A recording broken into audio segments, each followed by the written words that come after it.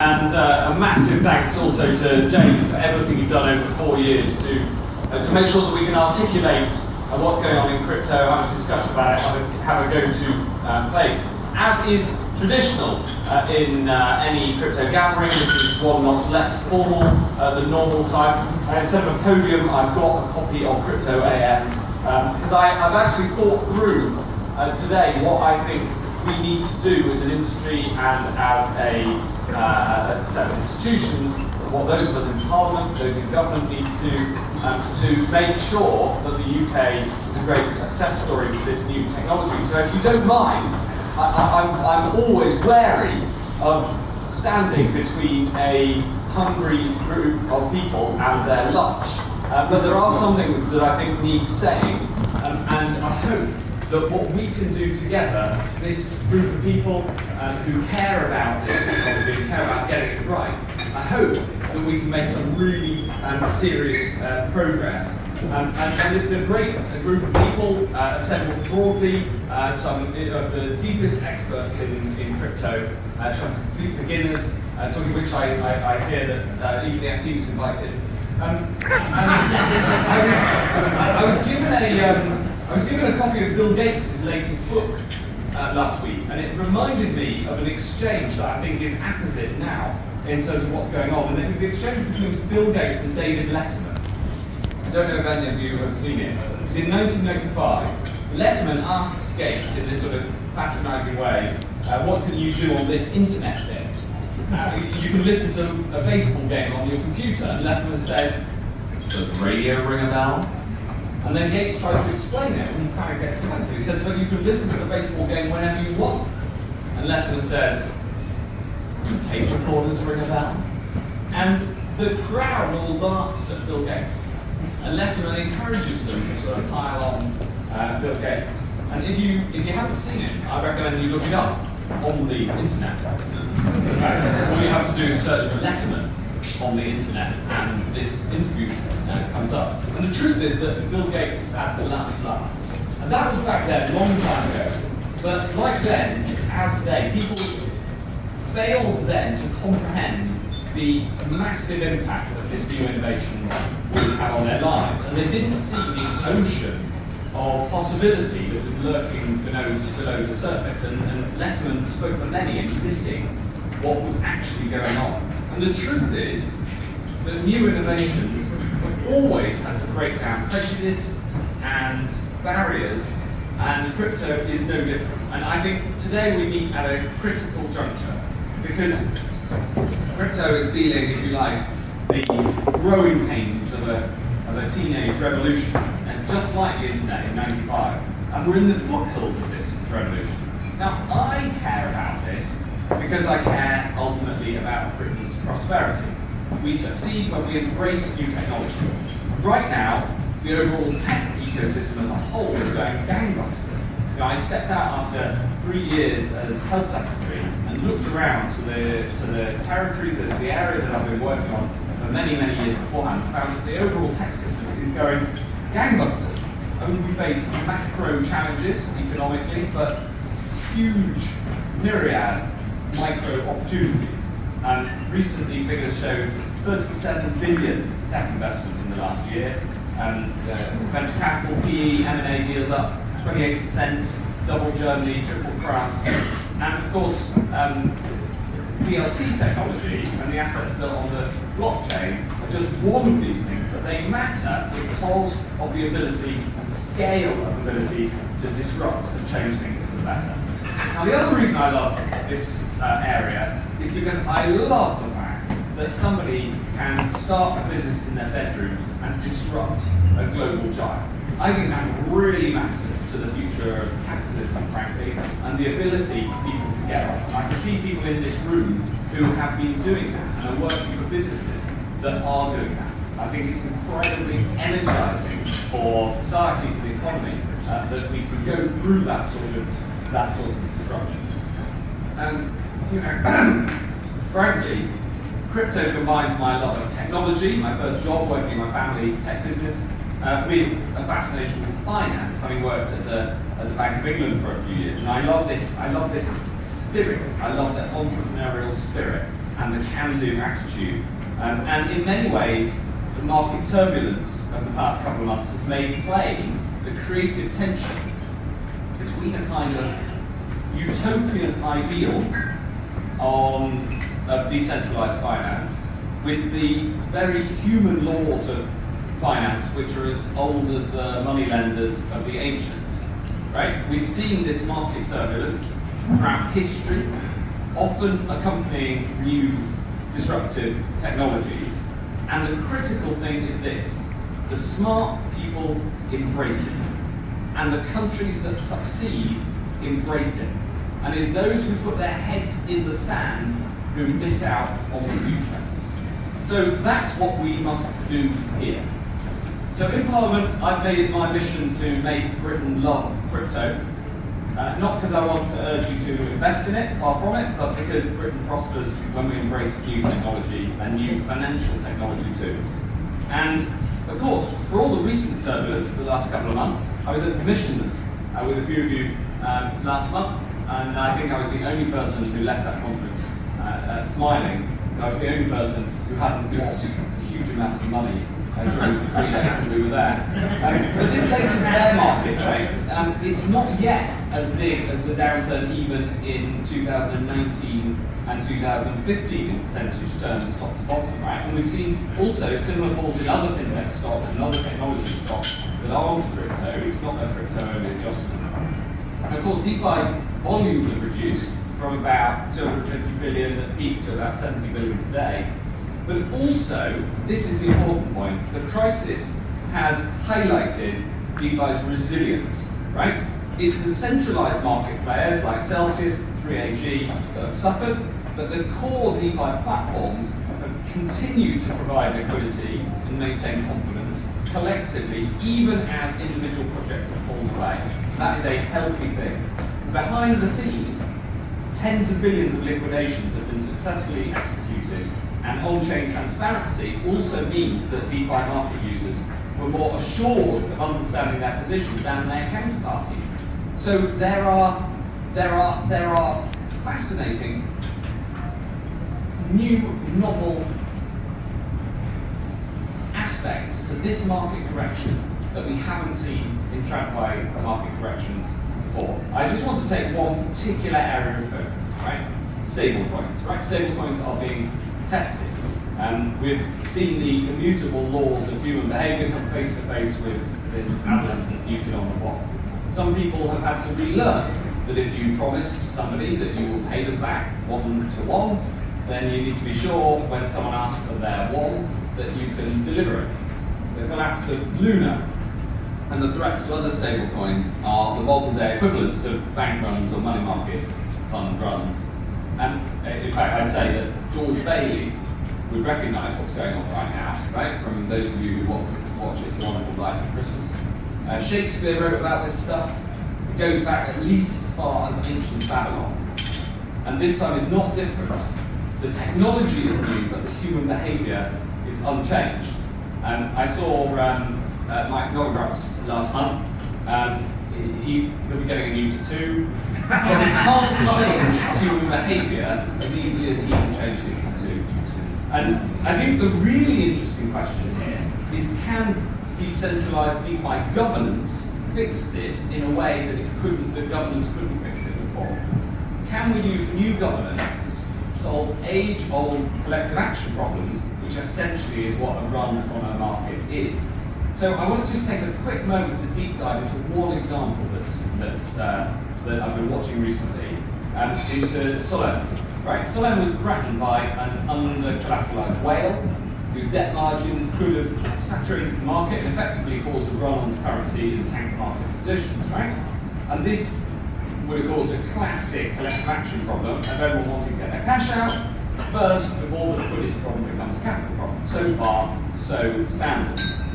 Solem took a vote on changing the smart contracts to initiate a special liquidation threshold.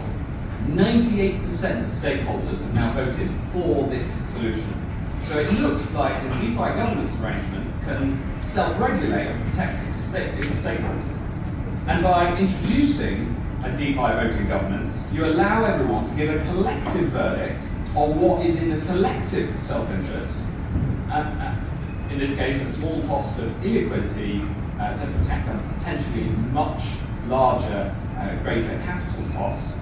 And one way of looking at it is that this is the same outcome that could be delivered by the authorities putting in place a bank holiday, like Roosevelt did in '33, or indeed President Putin did earlier this year.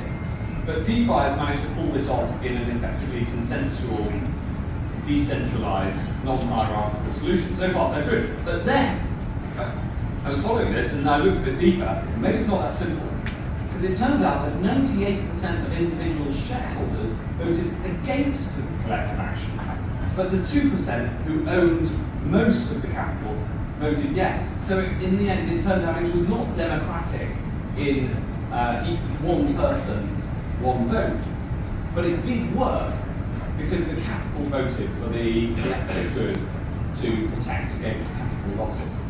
So these are, in my view, the growing pains of a new decentralized governance, bringing modern technology to meet age-old behavior and solve age-old problems. And it raises loads of important questions, right, around DAO structure, around governance, around transparency over effective control, about what should be off limits for governance forums to vote on, how decentralized KYC can verify DAO ownership validity, for instance, without revealing identity.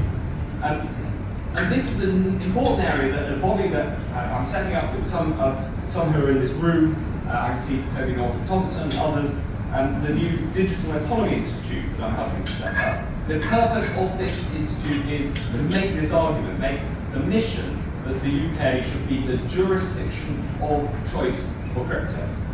And I just want to touch, before I finish, on the 3 things that we need to make happen, and you can help make these happen. And this is my call to action, if you like. First, build an ecosystem here. Second, have a liberal, attractive regulatory regime. And 3, a very quick word, about tax.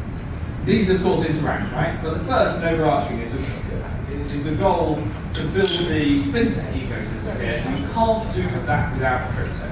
There are many strengths we've already got. The maturity, the depth of the VC community, tons of experience, banks, major players, major funds, all now taking crypto seriously and strengthening their teams. The government is now moving in the right direction. I pay tribute to the work of the Chancellor, Rishi Sunak, and John Glenn, the Minister responsible, and what their team in the Treasury are doing. I'm seeing some high quality engagement. I can see people wanting to build on London as the HQ of finance and tech, certainly within this time zone. We've got English law, we've seen progressive action on talent and on visas. Everybody I meet raises visas with me. There is new top-end visas coming in from next month. But obviously there's much more to do. We're losing specialised teams to Frankfurt, Dubai, Switzerland, Singapore, all snapping our heels. Binance announced their European headquarters in Paris, for Christ's sake. So there is work that we need to do. And I've heard stories more than once of regulators telling businesses to go register in Ireland. This must stop. So we have huge strengths, but this city has no God-given right to be the global capital of finance and the huge benefits that that brings. So we have to build this ecosystem together. Second, and each one of these 3 is going to get quicker, by the way, in case you're getting one. Second is regulatory attitude, right? It's no good the Treasury leading in if the FCA runs away. In a former life, I drafted the report that led to the formation of the FCA and the PRA and the FBC in response to the 2008 crash. So in a way, maybe my enthusiasm for working on this now is in apology for the creation of the FCA. I say that as a joke because that's half a joke.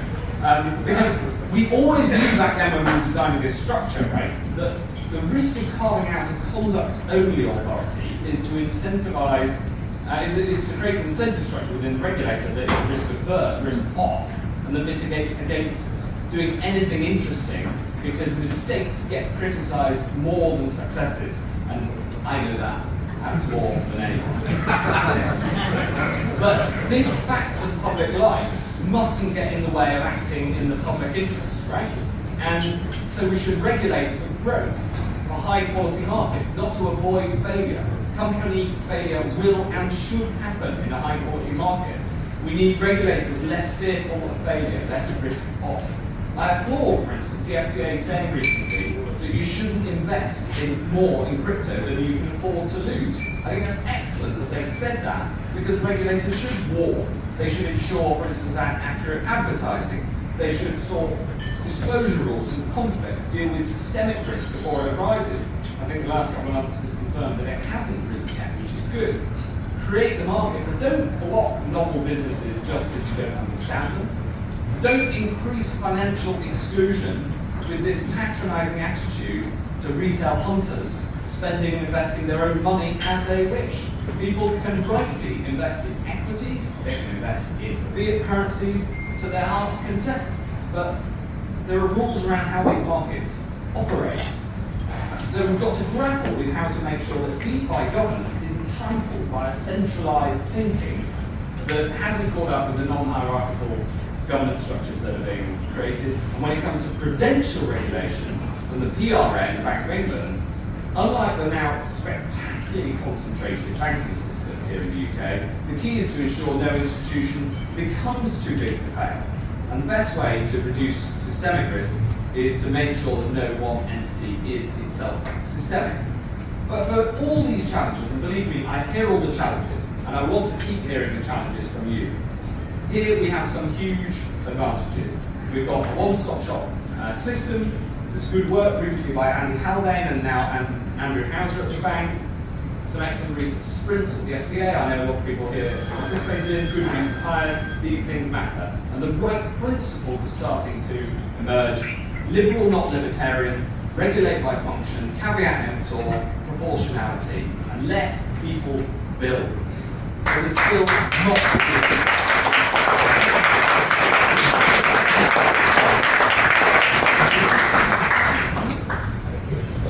So, we've got to get on with making this happen. I'm going to give you one more detailed example of what are the sorts of things that we need to see. Since 2020, listed products referencing crypto have been banned in the UK, even though there's 117 products available in Europe. I looked this up this week. Allowing ETPs to reference crypto assets, we combine the traditional and digital finance and bring crypto into a regulated, protected environment. And at a stroke, these products will then create a really crypto investment through regulated wealth managers. With all the disclosures and all the paraphernalia that already exists. Now, it's not for every crypto investor, but it will bring crypto into the mainstream. The best bit is the regulatory environment is already there, and we already regulate the use of high-risk assets and structured products. So let's bring crypto onshore with all the protections that fall and stop directing UK consumers, customers offshore to these protections. It's just one example, one small example, that a UK ETP would help to show that we're open for business in this area. I bet each one of you is thinking of 100 examples that are better than what I've used, and I want to know about them so that we can make the case. The third thing I'm going to touch on very, very briefly, because it's an ugly subject, frankly, is tax. We do need a stable, attractive tax system. Now, my view is that we shouldn't have a tax system that just squeezes the lemon until the pig's sweet, but instead is proactive and makes sure that they take the attitude over HMRC that a small part of something is better than a large part of nothing. Now, this, for me, is a policy decision for society, for politicians, not an operational decision for HMRC, how to tax crypto. And I'm glad that the Treasury appears to be gripping this now. They have a corporate tax review, but it needs sorting and fast. So, there you are. The revolution is coming. The wise path is to embrace it and to shape it to meet our ends. After all, with David Letterman, it was Bill Gates who had the last laugh. And in the internet revolution, you'd be wrong if you bet against the technology, even after the dot-com crash. I mean, who in this room even owns a tape recorder now, right? And if used right, crypto is a force for good. If you want confirmation of that, just ask Vladimir Zelensky and the brave people of Ukraine. Now is the moment to double down. The storms that we live through show the weak points in the foundations. As this storm passes, and this too will pass. So we've got to build on those foundations to make the UK the jurisdiction of choice for crypto. For when it comes to revolutionary technology, from all my experience and all I know, it's not a question of whether it happens or not, it's a question of whether it happens here or not. And the future is bright, waiting to be built, so let's make it happen.